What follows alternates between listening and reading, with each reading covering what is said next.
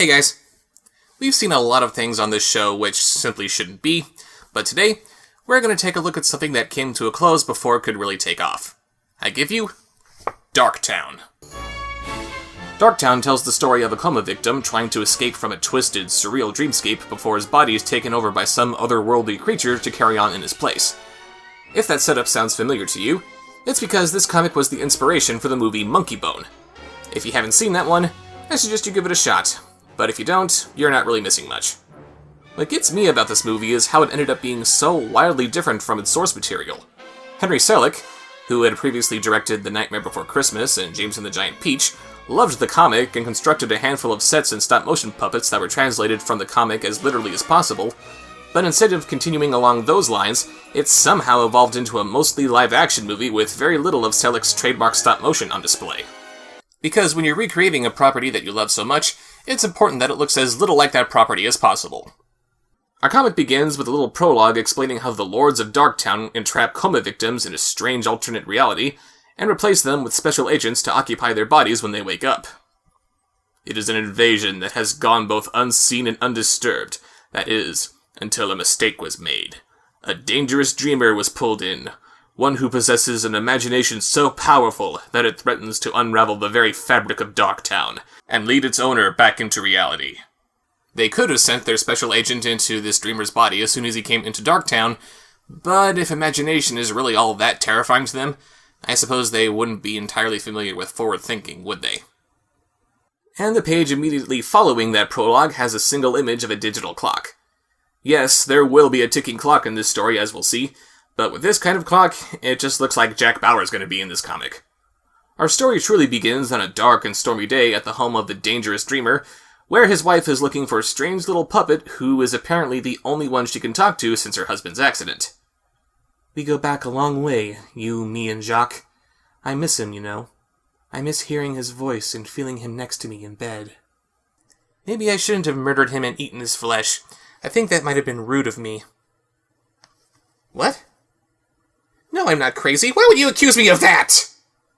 She then has a flashback to an even darker, even stormier night, where she and Jacques are driving through the rain. Jacques, what is it? Answer me! Oh my god. Remember that I love you. And they crash their car off panel. Great job showing us that this guy has quite the imagination there, comic. In the amount of time that it took him to say, oh my god, remember that I love you, a lesser man might have, I don't know, steered the car away from what was about to hit them. By the way, what's up with the word balloons? Why should it be this difficult to read the dialogue? It looks like the artist didn't know how to make ellipses, or even solid colors. Back in the present, she gets a letter delivered specifically from a courier instead of along with the rest of the mail. She has another flashback before she has a chance to read it, where it's revealed to us that her husband is stuck in a coma, and he's been in this coma for the last several months. She finally opens the letter, which says, "He is ours now. Hugs and kisses, the Lords of Darktown." She then proceeded to chase that courier down on foot, where she went all Christian Bale on his ass. Where are they? Actually, all that she does after reading this letter is scream. Or maybe she's doing her Tommy Wiseau impression. It's a little hard to tell. You're tearing me apart, Lords of Darktown! We then go into Darktown, where apparently you need tickets to attend, and it's drawn in this weird Cubist Art Deco style. Yeah, pretty easy to imagine the director of The Nightmare Before Christmas falling in love with this property. This woman at the podium introduces us to Jacques, and a curtain is pulled to reveal him running away from something. Keep your eyes peeled, guys. I've got a feeling this place is crawling with killjoys. We'll get you to the phone booth, Jacques. Don't you worry. Thanks, pal. Someone with great imagination talking to the voices in a suitcase? Psh, heard it.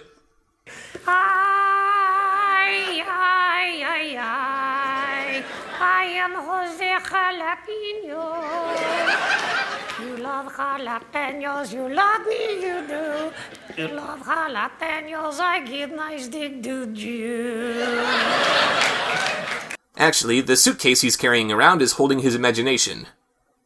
Wouldn't it be more convenient to keep his imagination in his head? I wouldn't want any of my brain to be absent-mindedly left at the bus station or something. The suitcase hands him a little drawing of what I think is supposed to help him find a phone booth, but in a place like this, that looks about as useful as an eraser on a Sharpie. The aforementioned killjoys catch up with him, and their dialogue materializes in the form of big, blocky letters that actually manage to trip him up. I've actually been working on that skill myself, but I still need a little bit of practice. Word. Ow! Jacques gets away while the suitcase stays behind to deal with the Killjoys by turning into Gollum and a pointy Sinead O'Connor. And then Gollum just up and eats them both while pointy Sinead O'Connor does nothing. I guess Jacques' imagination is only half as dangerous as the Lords of Darktown think it is? Outstanding work. It sent chills up my spine. You can tell that by how horrified I look right now. Jacques has made his way to a phone booth, paying no mind to how the area is littered with other little puppet people like himself who have been impaled, and he dials his wife.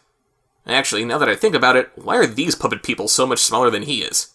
Anyway, he gets through to his wife, and naturally she's a little skeptical when confronted by her comatose husband. What do you mean, trapped? How could you say that? You're sick! Why are you doing this? We then go back into Darktown, where Jacques' suitcase catches up with him and asks if he talked to his wife. No. The phone just rang and rang. I guess she wasn't home. I really hope this is Jacques just trying to save some face here. If it turns out that he actually couldn't get in touch with her, and if she was just talking with some Lord of Darktown, I have only one thing to say. Stop letting her in on what's going on! Back in reality, his wife calls up their doctor and demands that he be taken off life support in the morning. While she's making this request, Nosferatu is able to listen in on this conversation somehow, and he relays the message that Jacques has 12 hours to live. Yes, the ticking clock! And the Lords of Darktown send messages to each other via vacuum tubes. For some reason, I imagined them having some kind of delivery system using super-intelligent waffles or something. We jump back to Jacques, where he meets this dapper, top-hatted gent who is the Angel of Death, accompanied by a boy who is Ignorance and a girl who is Want. Here's a fun bit of trivia for you. In Monkey Bone, Death is played by Whoopi Goldberg. But when this comic was originally being pitched, Death was going to be voiced by Christopher Walken. I've come here to collect your soul. Actually, Death is here to help Jack get back to reality. He tells him that someone called the Mirror Mage can help him wake up, and that he can only be found in Alice's diner, where a good cup of coffee may cost you your life. Naturally, the diner is constantly changing locations so that the Lords of Darktown can't get a fix on it, so the only way Jacques can find it is to use his imagination. Everything you have absorbed in your life, from movies, plays, books, and experience, can manifest itself in Darktown. Your imagination is your greatest ally here, and your only friend. Just don't imagine a door that will easily lead you back into reality. Otherwise, we have no story. Death disappears after warning Jacques that he'll come back to collect his life if he fails, and sadly we never find out why Death even bothered helping him out like this in the first place, and Jacques then wanders onto a giant chessboard, and the comic ends with a giant knight about to run him through. Knight takes pawn. And so that was Darktown, and sadly this is all that ever became of it. It's an intriguing premise with some really interesting visuals, and I would have loved to see this story continue.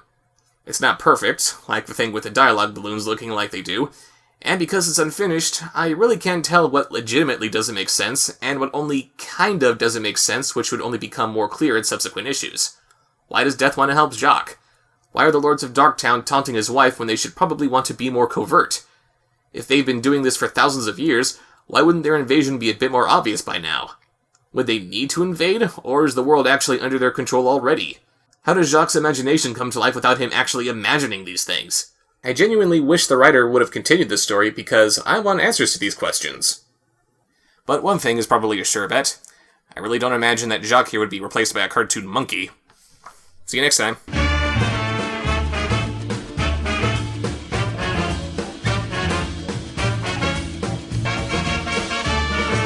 In the afterlife, you could be headed for the serious strife.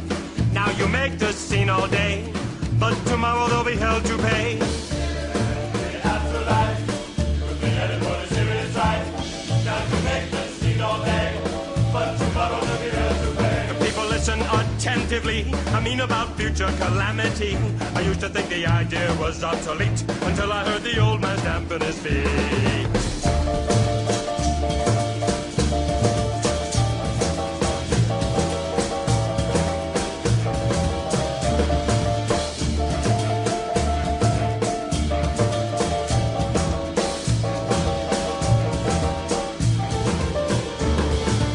this were eternally.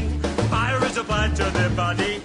Teeth are extruded and burned to ground and baked into cakes which are passed around. In the afterlife, you could be headed for the serious strife. Now you make the scene all day, but tomorrow will be hell to pay.